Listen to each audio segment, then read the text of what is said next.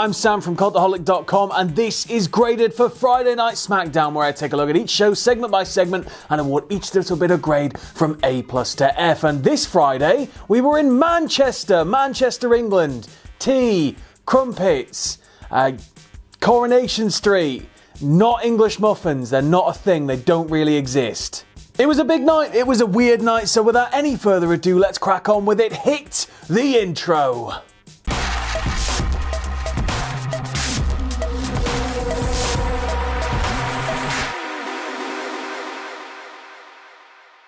So the show kicks off with Baron Corbin coming down to the ring, and the heat was great. The people of Manchester did not like Mr. Corbin. He bigs up Survivor Series, and then he puts Roman Reigns on blast. He says that Roman is the reason why the NXT invasion happened last week. He says he's losing the locker room. He's not really locker room leader anymore, and he's sort of turning his back on his wrestling family. At one point, he does a tiny little bark like Trish.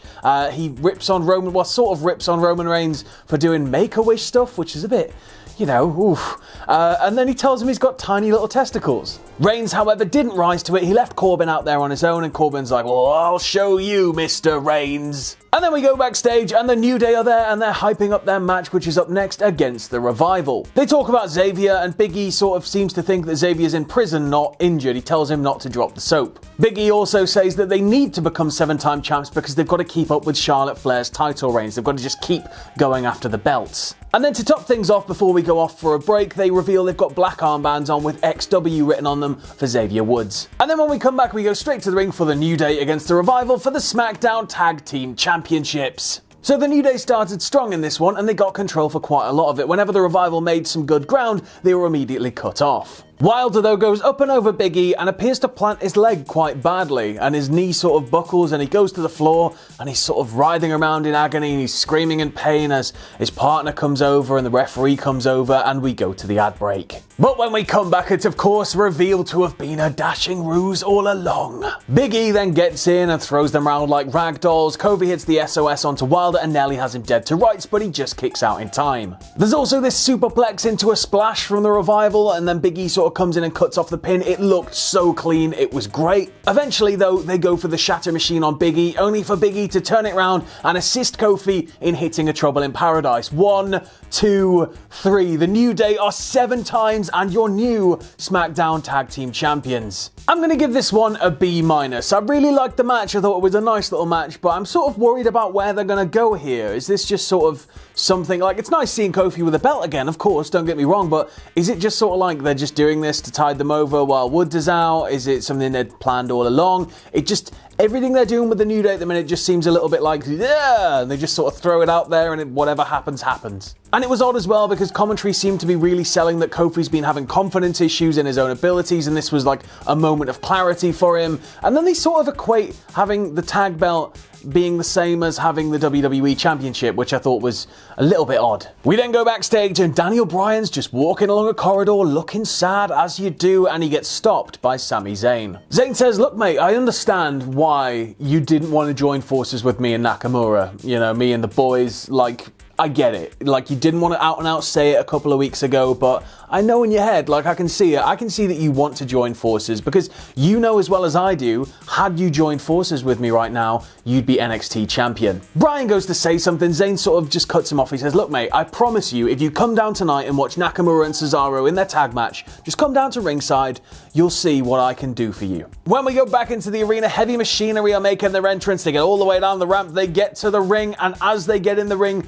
they're jumped by Imperium. Imperium are just laying into them until New Day and some of the boys from the back come running down, and they like sort of chase them off, and they all stand tall and they're like, yeah, stay away from us, NXT. And they're all like, yeah, and then they leave. There's then a quick little backstage promo here from Bayley and Sasha. Bayley runs down Nikki Cross, and then when she's asked about Shayna Baszler, she runs her down too. She says she's irrelevant. Like, me and Sasha both built that women's division, so no matter what she does in NXT, she will always be in our shadow. And then we go back to the ring for Nakamura and Cesaro against Shorty G and Ali. So Bryan does come out. He stands at the top of the ramp though, sort of with his arms on his side or his arms folded, looking a bit pensive. He's just staring straight ahead. So Nakamura and Cesaro, they make very, very easy work of Shorty G in this one. They sort of just have him banged to rights until Ali gets in and sort of evens the odds. Every single time Cesaro set up for a power move, Ali was able to come up with some crazy, like, innovative way to reverse it. And there was also this crazy belly-to-belly suplex from Shorty G to Nakamura, just throwing him over the top rope to the outside. That looked gnarly. And then to top things off, Ali hits a dive that literally sends Cesaro into the first row. He's like on this guy's lap, just like, sorry mate. Back in the ring though, Ali comes off the top rope and Cesaro just catches him like he's nothing. Nakamura sets up for the Kinshasa only to get caught with a super kick from Ali, and then Sami Zayn has to jump in as Daniel Bryan sort of stood there just sort of looking. He almost looks disgusted. You can't tell if he's like disgusted at just everybody out there or he's disgusted at Sami Zayn. It's sort of the crux of this little storyline. So with the referee and Shorty G distracted, Cesaro crotches Ali on the top. This allows Nakamura to hit the Kinshasa. And 1, 2, 3. I'm going to give this one a B. I liked this match. I just thought it was alright. And sue me, but I'm a sucker for story. And I quite like this interaction that Sami Zayn and Daniel Bryan have had going on. It's weird and there's something not quite right there. And if you think about it, if Bryan joins the team of Cesaro and Nakamura, how much screen time is Cesaro going to get? That's going to be amazing. Even then, if you took it out and it was just a feud, you're still going to get Cesaro versus Bryan, Bryan versus Nakamura. It's just going to be great. The next match is Sasha Banks against Nikki Cross, and Sasha has new music. Well, it's like a remix of her old theme, and it's got Snoop Dogg on it, and it sounds proper heely. It's great, and she's got lasers. So Sasha hits the ground running in this one, taking it straight to Nikki. Nikki takes a little bit of time to get on her feet and start gaining control. It's sort of like, yeah, she like feels out her opponents more, where Sasha just went straight in on the aggressive. She's able to throw Sasha out of the ring to the floor, and then on the outside she hits a crossbody, and then she goes for Bayley. She attacks Bayley, throws her down, grabs her headset, and screams something like Friday Night SmackDown Manchester, and then throws it down. The crowd went wild for that, and then Bayley interferes, which allows Sasha to get a free shot in. It's weird though, because this is the point where we go to the break and Nikki's sort of like just been beaten down, and then when we come back, she's in full control. It's just sort of like we've missed the entire second act of the match. Ultimately though, it doesn't take long once we're back. Banks hits a backstabber straight into a bank statement, and yeah, she picks up the win via submission. Post-bell, Bayley gets in the ring and she starts beating Nikki Cross down, and then you get that weird ripple you get in big arenas where you can hear a pocket of cheers, and then it spreads, and then it spreads, and then Shayna jumped the barrier. Like, Shayna was here, she jumped the barrier, attacked Bayley, and just walked out with her NXT Women's title right over her shoulder. I'm gonna give this one a C. It felt stunted in places. It wasn't a terrible match at all by any means, just to make that clear. It just sort of, it was that weird, like, you know, just the disconnect when we went to the advert and it just sort of came back and everything had switched. It just felt a bit strange. We then go backstage and it's again Bryan and Zayn, and Sami Zayn's like, Bryan, you're breaking my balls here, man. You're breaking my balls after the match. Like, you know, I invited you into the ring, because he did. He sort of like sat on the ropes and opened them, was like, come on, man, come and celebrate. And he's like, you didn't come down and celebrate. Like, the boys are really upset at that. And it's quite clear that Sami's obviously been telling the other two that Bryan's definitely on board, and they're now going like, why isn't he come down? And while they're going back and forth, the lights flicker. And then Zayn's like, you know what, screw everything, just join me now. Screw the fans, screw the S movement, just don't think twice about it, join me now, just come on, just join us. Join us like Cultaholic. The lights then go out and they come back up, and the Fiend is stood behind Bryan. Zayn clocks him, sprints out of the room, and then he attacks Bryan, locks in the claw, and he just sort of laughs maniacally as the camera goes black. And then when we go back to the ring, out comes hometown hero Tyson Fury. So he gets the cheap local pop, hypes the crowd, does the I can't hear you, louder type stuff, and he chews gum for the entire bloody promo. Who let him out there with gum in his mouth if he was going to have a mic? It's just like the entire time. It's, oh. He calls Braun a big dosser, and then out Braun comes. But when he gets in the ring, he's like, you know what, Braun? This was the hardest thing, and he says this with totally straight face, guys, I'm not even kidding.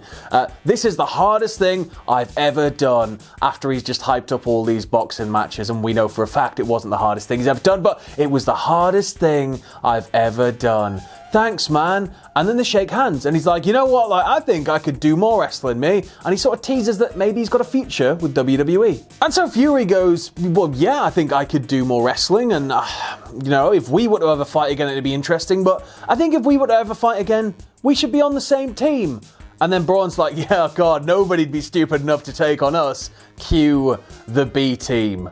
Out comes Curtis Axel, and he's like, well, we're stupid enough to take you on. And Bo Dallas is like, no, he didn't mean that. He didn't mean that. He's like, now, as everybody knows, the B in B team stands for fearless. And Corey Graves audibly scoffs at that line. Like, I think it got him. I think he corpsed. It was great. They get in, and then they just wiped out. Like, you know, like Braun goes round the bases, does the freight train, power slab, punch from Fury, stand tall.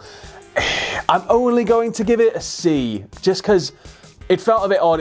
I couldn't tell if it was one of those hollow, like, you know, hometown hero, get him out type things, if it was like just a, you know, tongue-in-cheek, like, let's be a team, or whether they actually mean it. It's hard to tell, because now they have more money than many, many small countries, so they can actually do this sort of crazy stuff. I mean, it's an interesting concept for sure to have them both in the same team, but, I mean, yeah, weird. We then go back to the ring for Carmella and Dana Brooke versus Fire and Desire. So Sonya bosses the opening stage of this match, and Mandy doesn't do too bad a job either of keeping that momentum going. Carmella seems to be the main focus of all of their attention in the match. They're just isolating her, beating her down, dragging her into the corner, and keeping her away from Dana. But eventually, she gets a hot, or like a tepid tag, because the crowd just don't react. She gets a tag to Dana. Dana gets in and cleans house. Dana goes for a pin though, and Mandy pops back up. She breaks the pin, and then they end up on the outside, where Dana drives Sonya Deville into the ring steps, wheels her back in, and then hits a big senton to pick up the 3. It was quite a Healy victory. So I'm only going to give this one a C. I like Dana. Shoot me if you have to. I like Dana. I think she's very underrated, and I'm very happy that she's getting time to actually be able to show off her abilities. But it just feels off. Like, why are Fire and Desire being made to look so weak and a little bit foolish week on week? Like, I thought they'd be sort of building... Like, I mean, Christ, the opening stage of this match, they look like $1 million, and then they sort of lose it in a really weird... almost real manner, like, you know, if you bang your head on something, then that's you out cold, 1, 2, 3, but yeah, just, it didn't, the ending had a bit of a disconnect for me. And then we go back to the ring for tonight's main event, the big dog Roman Reigns, woof woof, against Baron Corbin. I don't know what noise he would make. So when Roman comes down, he takes things straight to the outside, so the bell hasn't even rung. He just batters Corbin, like straight onto the announce table, takes him around the bases. Roman proper loves Make-A-Wish, so stop running your mouth. In the ring, Corbin keeps trying to clamor for control, but Roman again and again just locks him down. And it doesn't take long for somebody to interfere. And who's interfering this time? It's Ziggler and Rude, everybody's favorite long-running tag team duo.